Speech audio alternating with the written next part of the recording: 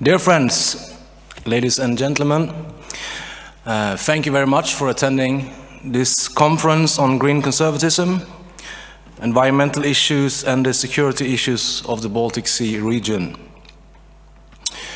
I would like to start this address by quoting the British philosopher Sir Roger Scruton.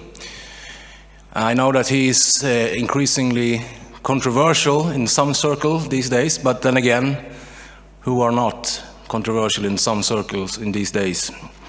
As Sir Winston Churchill said, so you have enemies, good. That means that you have stood up for something at some point in your life.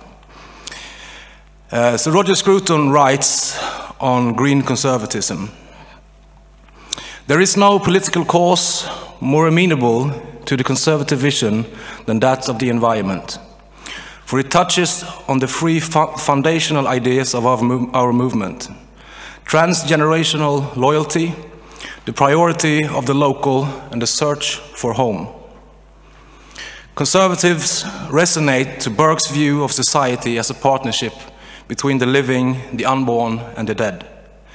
They believe in civil association between neighbors rather than intervention by the state, and they accept that the most important thing the living can do is to settle down, to make a home for themselves, and to pass that home to their children. Oikophilia, the love of home, lends itself to the environmental cause. I believe this basic message in the text from Roger Scruton on green conservatism is to be deeply true. Today, the left and the liberals own the environmental issues, and the driving force behind their invested interest is very often globalism and anti-capitalism. This has not always been the case, though. The very first environmental movement in Sweden and in many other Western countries was originally created by conservatives and patriots. Something that, for example, the Swedish historian Dick Karlsson, among others, have pointed out. Sweden got its first national reservations already in 1909, and the driving force behind this process was the will among conservatives to preserve some parts of their home, the home that they loved, so that their children and grandchildren could experience it in the same way as they had.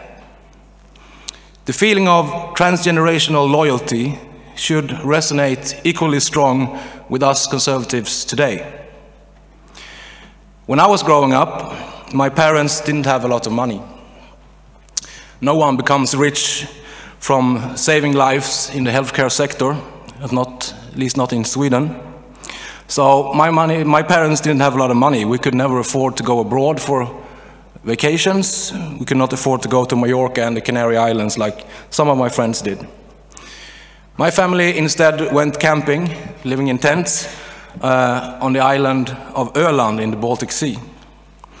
Me and my sister used to look forward to these vacations for months beforehand. For us as kids from the dark forest of Småland, the white beaches of the Baltic Sea was as exciting and exotic as the Maldives. Some of my most bright childhood memories come from those beaches.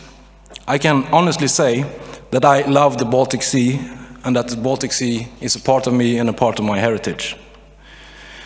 And with that love comes also the will to protect it and to hand it over to my children and grandchildren unspoiled. Unfortunately, we are not living up to our transgenerational responsibility at the moment.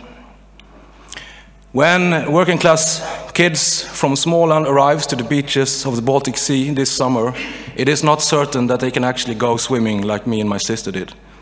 The ocean might be a stinking green porridge due to over-fertilization and pollution.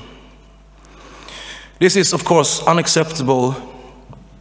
And despite the left's power and ownership of this subject, they have failed so far to address the issue efficiently enough. I'm not claiming to have the whole solution to all these problems, but I'm pretty sure that no part of the solution entails state-funded subsidies for electrical bicycles, classes on how to handle your climate anxiety, or school strikes. I think instead of encouraging children to strike from school, we should encourage them to spend more time in school, to become researchers, to invent new solutions, profitable solutions, to address our environmental problems, not least in the Baltics and other places. Besides claiming that conservative patriots don't care about the environment, the left often also claims that conservatives want to isolate themselves in their countries and that they are unable to cooperate across borders. This conference proves them wrong on both accounts. Recently, a historic political resolution was signed by all the conservative and reformist parties in Brussels, among them the very influential government parties of Poland and Great Britain. In this resolution, the conservatives and the patriots of Europe pledged to put the environmental issues and the security issues of the Baltic region at the top of their agenda for the upcoming years. This meeting is the first of many steps to follow up on that resolution. I am proud and grateful to have such loyal and powerful friends in Europe, and I want to extend my deepest gratitude to our allies in ECR and ACRE for pledging to help us to make my home more safe for my children and to help us in the struggle to ensure that my grandchildren can enjoy the white beaches of the Baltic Sea in the same way as me and my sister once did. Thank you very much.